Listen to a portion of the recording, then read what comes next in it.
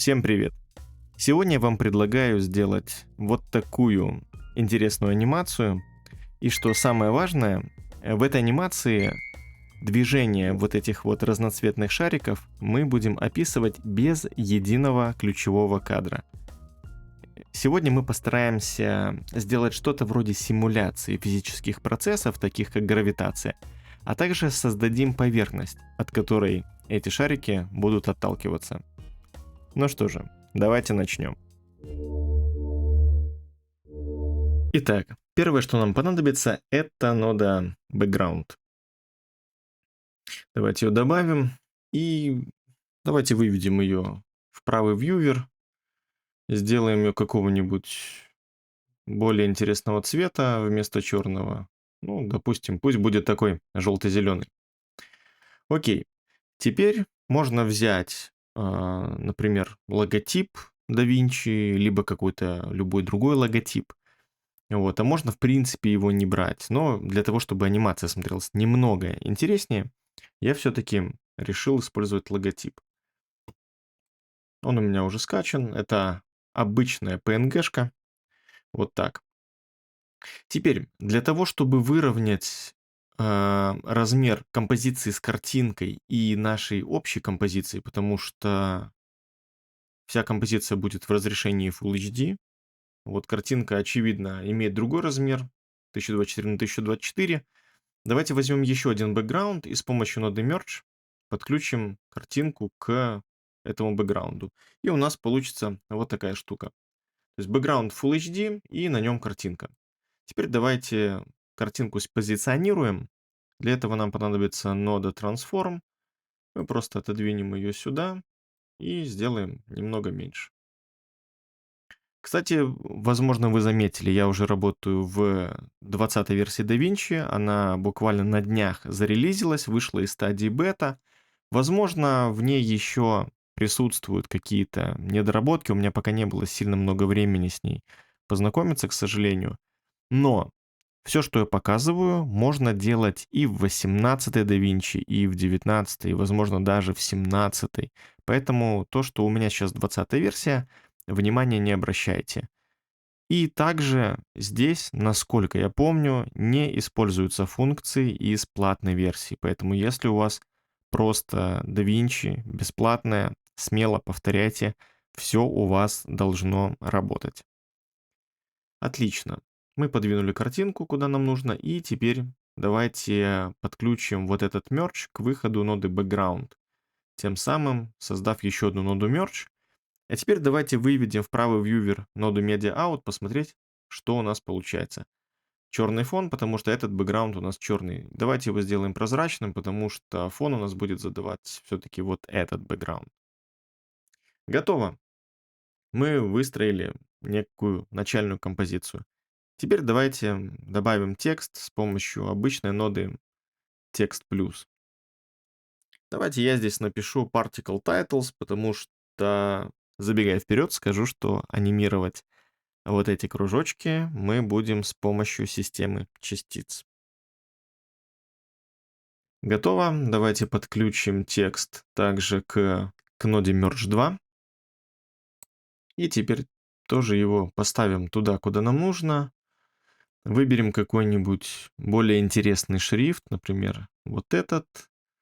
Увеличим его размер. Хотя, давайте шрифт выберем другой, потому что здесь, в этом шрифте, все буквы пишутся капсом, и получается не очень интересно. Ну, давайте возьмем Calibri и расположим его, допустим, вот так. Супер! Все, теперь можно переходить к настройке частиц. Нам понадобится 3 P-эмиттера, и также соединим их с помощью ноды pMerge. Не путайте с обычным мержем. Обычный мердж не подключится. Используйте pMerge.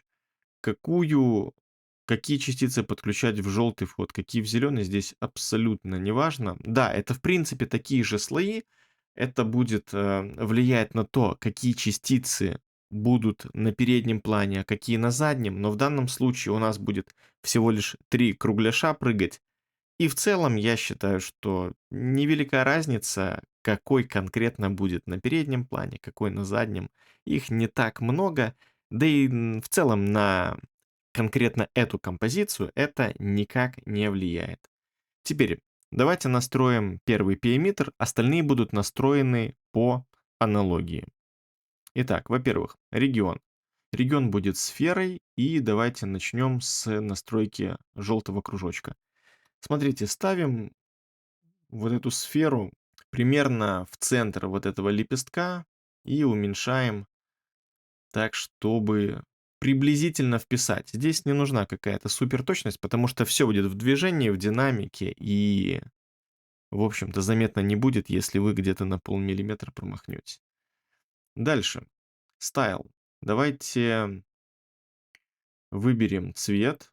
Для этого зажимаем пипетку и тянем ее вот как раз на этот желтый цвет. И где-то выбираем, ну пусть будет вот здесь. Отсюда возьмем цвет, потому что, видите, здесь есть градиент, поэтому в разных участках этого лепестка цвета, ну, разные немножко. Отлично. Теперь style. Вместо point выбираем blob. Это те же точки, только здесь есть вариант, точнее, есть возможность менять размер. И размер здесь нам уже нужно будет немножко поднастроить. Для того, чтобы разобраться с размером, нам нужно взять ноду PRender, подключить сразу сюда Merge, перевести в 2D, потому что 3D нам здесь не нужно, взять обычный Merge, подключить вот сюда и уже частицы подключить сюда, для того, чтобы мы могли их увидеть. Теперь давайте перейдем где-то в 19 кадр, пускай. Поставим в периметре, в Controls количество частиц 0 и поставим ключевой кадр. Дальше перейдем в 20 кадр, поставим количество частиц 1, ключевой кадр поставится автоматически, перейдем еще на один кадр и снова поставим количество частиц 0. Это для того делается, чтобы у нас суммарно сгенерировалась всего одна частица, и больше они не генерировались.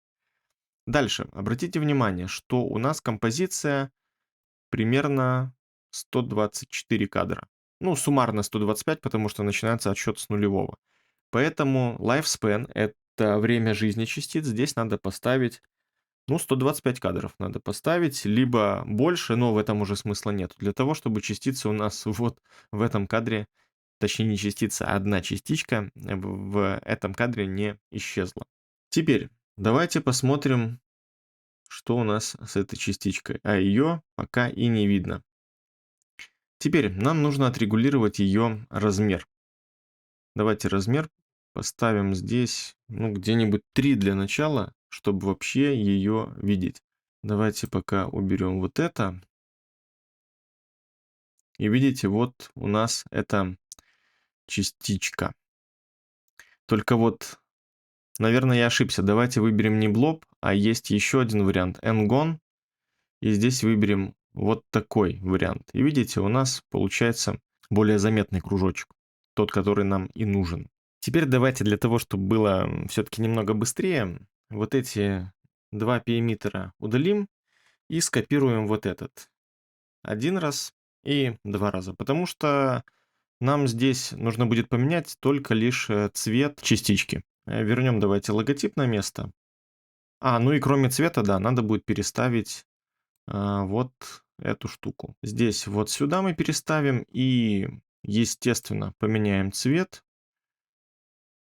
Цвет вот такой возьмем. Ну и здесь переставляем примерно вот сюда. И цвет вот этот будет. Теперь можно, наверное, все-таки чуть-чуть побольше их сделать. Давайте не 3, а пускай будет, ну пусть будет вот так. Здесь тоже увеличим саму частичку и область ее возникновения чуть-чуть передвинем для того, чтобы сама частичка заполнила примерно эту капельку. И здесь также поставим размер 4 И просто чуть-чуть подгоним. Вот так. Отлично. Теперь давайте сделаем так, чтобы частички у нас вылетели и как бы начали какое-то вообще свое движение. В данном случае можно, конечно, воспользоваться на вкладке Controls. Здесь есть Velocity, но это не тот случай, когда нам понадобится этот параметр, потому что этот параметр дает какую-то постоянную скорость частицам, а нам нужно сделать как бы симуляцию, как я говорил в начале. Поэтому здесь мы воспользуемся другой нодой и другими параметрами. Давайте после ноды pmerge 2 нажмем Shift пробел и добавим p-directional force ноду. Эта нода задает такой импульс движения, как бы толчок. Смотрите, у этой ноды есть параметр direction. Он по умолчанию равен минус 90 градусов. Минус 90 градусов – это направление вертикально вниз. А нам нужно сделать где-то вот так, под 45 градусов давайте их толкнем, то есть вправо под 45. И это будет вот сюда нам нужно. Где-то вот такое значение, плюс-минус. Ага, видите, не сюда. Давайте вот так. То есть грубо это там 320 градусов. И видите, у нас частички полетели вот в эту сторону. Смотрите, у нас частицы появляются в 20 кадре, поэтому давайте также в 19 кадре поставим у параметра straight, это сила, ключевой кадр, и поставим здесь значение 0, чтобы воздействия не было. Смотрите, если нет воздействия, то частицы стоят на месте. В 20 кадре мы сделаем это воздействие побольше. Давайте для начала попробуем 1 и посмотрим, насколько шустро они улетят. Это слишком шустро. Давайте все-таки поменьше. Поставим 0,3. О, не тут, извиняюсь. В 20 кадре, не забываем.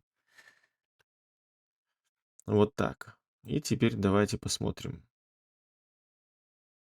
Ну, вообще тоже быстровато. Но давайте, прежде чем делать какие-то выводы, давайте добавим еще одну ноду p-directional force. Зачем нам вторая нода p-directional force? В ней мы практически ничего менять не будем, это будет гравитация, для того, чтобы частицы все-таки выстрелили и потом как бы притягивались вниз. Но в первой p-directional force в 21 кадре нам нужно опять это влияние сделать нулевым. Для того, чтобы просто дать один раз импульс и все. Потому что если мы оставим вот этот параметр straight до конца анимации, частицы их все равно будет толкать некая сила и пытаться вывести за пределы кадра. Давайте посмотрим, что у нас сейчас получается. Мгм. Вот этого толчка в 0,3 все-таки не хватает. Поэтому в 20 кадре давайте попробуем поставить. Либо же здесь можно поставить больше, либо силу тяжести еще сделать меньше. Но тут и так значение небольшое, поэтому давайте просто увеличим его здесь. Поставим 0,7, например, и воспроизведем. Мало. И это очень сильно мало, поэтому давайте теперь сразу попробуем 1,5 сделать. Уже интереснее. Давайте 3.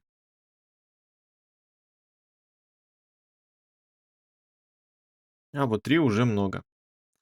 Отлично, мы нащупали примерно, где нам нужно остановиться, поэтому давайте 2,3. Супер. Давайте пока ставим 2,3. Теперь нам нужно нарисовать поверхность, от которой эти частички будут отталкиваться. Для того, чтобы создать эту поверхность, давайте после второй ноды p-directional force добавим ноду p-bounce. Нода P-Bounce как раз таки и создает такую область, от которой частицы могут отталкиваться. Регион здесь по умолчанию стоит line, нужно поменять ее на Bezier, и таким образом мы можем нарисовать кривую. Ну и давайте начнем за пределами кадра и сделаем вот такую штуку. Вы можете ставить точку и, не отпуская кнопку мышки, тянуть мышь и таким образом делать такую плавную кривизну. Супер как-то точно здесь не надо. Вот примерно такая поверхность у нас получается. Смотрите, частицы, соприкасаясь с такой поверхностью, отталкиваются при достижении центра частицы вот этой линии. Поэтому делайте небольшой запас от букв. И прям супер точно по контуру не надо, потому что будут образовываться острые углы, и, соответственно, направление прыжков этих частиц может быть очень непредсказуемым. Давайте запустим анимацию, чтобы посмотреть, что у нас пока получается. Видите, частицы начинают прыгать. И это то, что нам и нужно. Смотрите, сейчас анимация выглядит в целом достаточно неплохо, но можно поднастроить ноду P-Bounce. Здесь что у нас есть? Если перейдем на вкладку Controls, есть Elasticity параметр, это насколько сильно будут отталкиваться частицы. И давайте, если его, смотрите, прибрать, то тогда частицы будут ложиться и иногда даже проваливаться сквозь эту поверхность. Но нам нужно посильнее. Можно оставить единицу, можно сделать чуть побольше, например, 1,1. Ну вот такой результат меня в целом устраивает. Variance — это некая вариативность отскока. Тоже с этим параметром можно поиграться.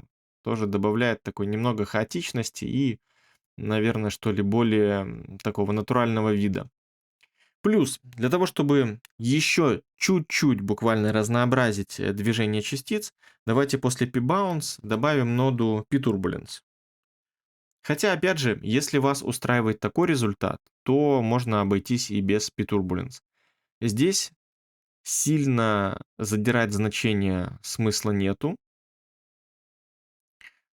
Смотрите, Z-Straight нам вообще не нужно, потому что это будет ось, которая перпендикулярна плоскости экрана, а у нас как бы 2D, поэтому предлагаю Z-Straight в принципе не трогать. И давайте чуть-чуть частички вот так разгоним. И давайте посмотрим, что получается. Мне кажется, что у нас желтая частица немножко меньше, чем другие. Давайте перепроверим ее размер. Да, она 3,5, должна быть 4. Вот так. Супер.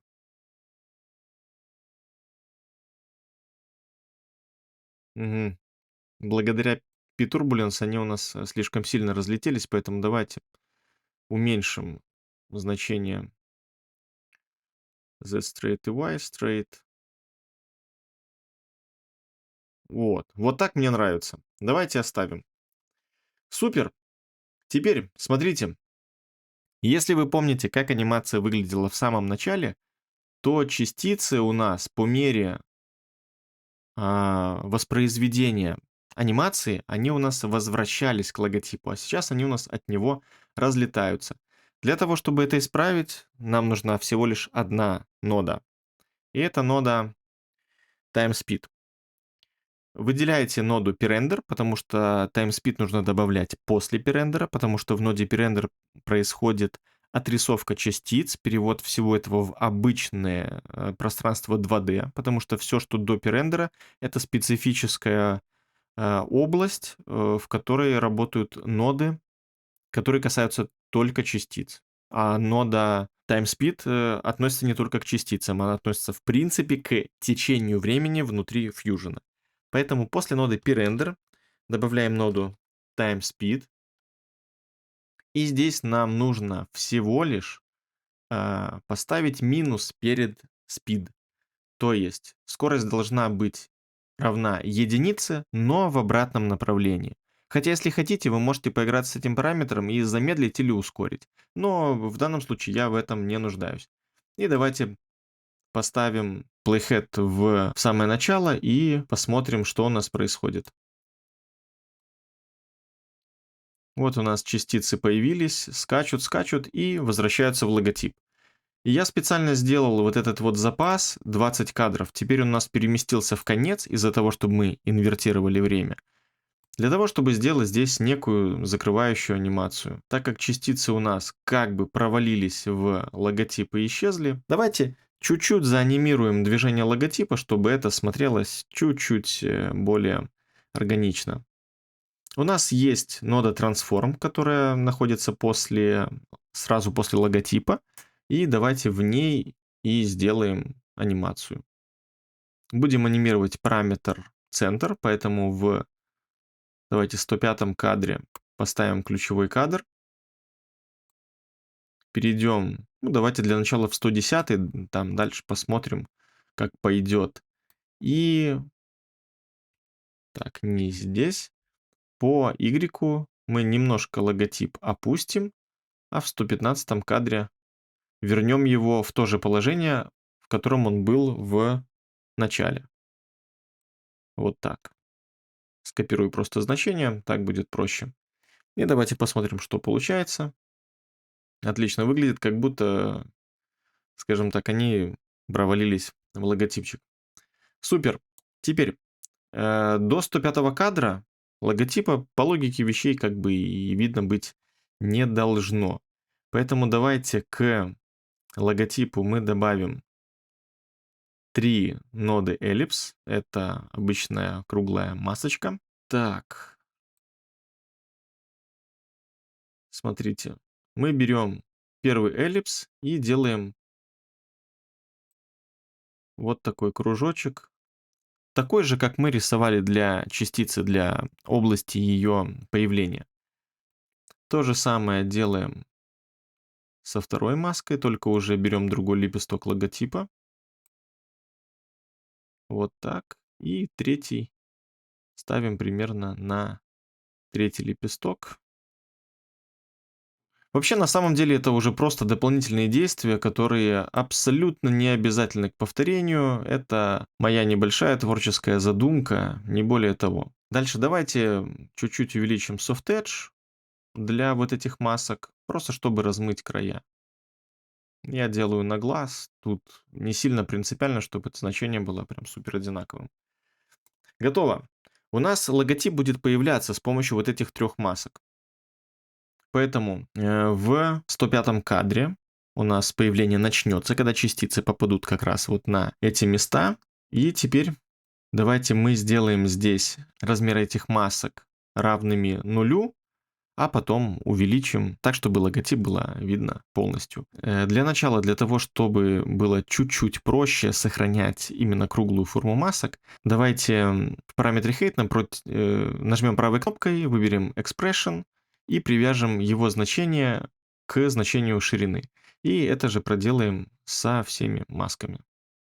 Вот таким образом. Вообще, я уже много раз рассказывал про Expression, и если вы смотрели другие видео на моем канале, то вы про это должны знать. Готово. Теперь давайте к 110 кадру сделаем так, чтобы логотип стало видно полностью. А вот до 105 кадра не было видно вообще. В каждой из масок ставим ключевой кадр в 105 кадре, убираем в 0. Да, можно было, видите, размер все-таки, ну, прям сразу не подстраивать. Не забываем ключевые кадры. И в 110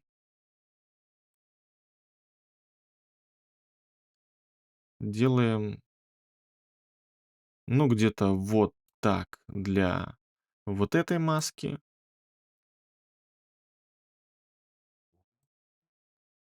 Вот так для желтой. А остальную часть мы добьем с помощью третьей маски. Вот так. Видите, логотип у нас стал виден полностью. Давайте проиграем, посмотрим, как это все выглядит. Отлично.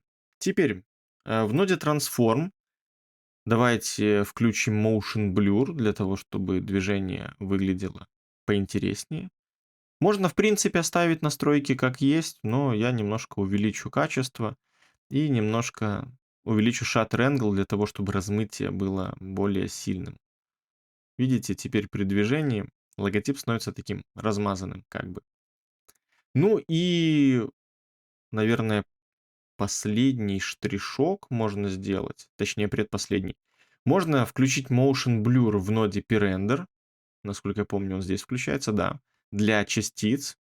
Видите, сразу появляется предупреждение о том, что Motion Blur для движущихся частиц — это очень ресурсоемкая задача, поэтому если компьютер не сильно мощный, ну, может быть, и не стоит это дело включать, но я включу, я думаю, что не задымится у меня, надеюсь. Так, и еще для ноды Transform давайте откроем Spline Editor и для параметра Displacement сделаем просто сглаживание. Выделяем все точки, нажимаем F. И тогда просто движение логотипа, вот это вот проваливание, оно будет чуть более плавным.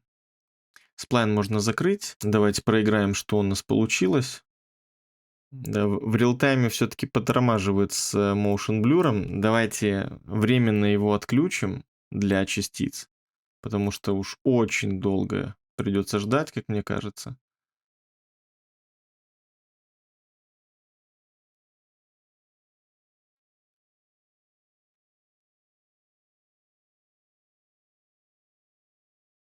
Ну что ж, вот в принципе и все. Давайте вернем Motion Blur на место для частичек.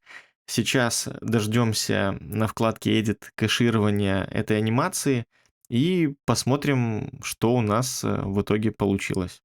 Друзья, небольшая ремарочка. Вот знаете, со включенным Motion Blur движение частиц стало каким-то более вялым. Сложно сказать, с чем это связано. Давайте попробуем в P-Bounce поднять Elasticity больше при включенном Motion Blur. Может быть, что-то изменится. Потому что, ну, как-то совсем все вяленько. Честно говоря, на самом деле не знаю, с чем это связано. Видите, в конце частицы как-то так вот. Не то пальто. Давайте для начала все-таки P-Bounce я верну 1.1. Так было достаточно неплохо. И для самих частиц в P-рендере я уберу Motion Blur, потому что какая-то ерунда получается. В общем, сейчас анимация смотрится хорошо. Мне нравится.